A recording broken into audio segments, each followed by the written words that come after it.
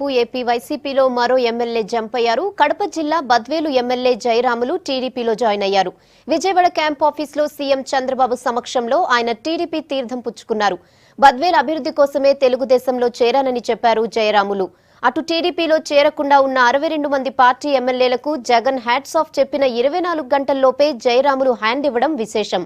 అది జగన్ సొంత జిల్లా ఎమ్మెల్యే కావడంతో వైసీపీకి ఎదురుదెబ్బేనంటున్నారు విశ్లేషకులు.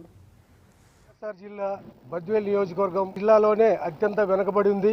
ఖచ్చితంగా నా ఏరియా వాసులకు, నా జిల్లా వాసులకు సేవ చేయాలనే దృఢ సంకల్పంతో రాజీనామా చేసి మున్సిపల్ కమిషనర్గా పనిచేస్తుంటే రాజీనామా చేసి రాజకీయాల్లోకి రావడం జరిగింది.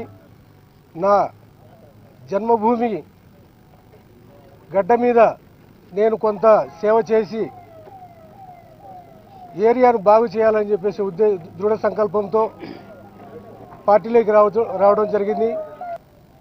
దళితుల పట్ల జరుగుతున్నటువంటి కొన్ని ఘోరాలు నేరాలు కూడా ఆపి అందరినీ ఎలాంటి ఇబ్బంది లేకుండా సోదరభావంతో చూస్తామని కూడా హామీ ఇచ్చారు.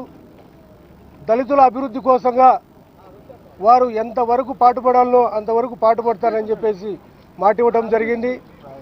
రాయలసీమ ప్రాంతాన్ని పూర్తి స్థాయిలో డెవలప్ చేస్తారని చెప్పేసి కూడా వారు మాట ఇచ్చారు.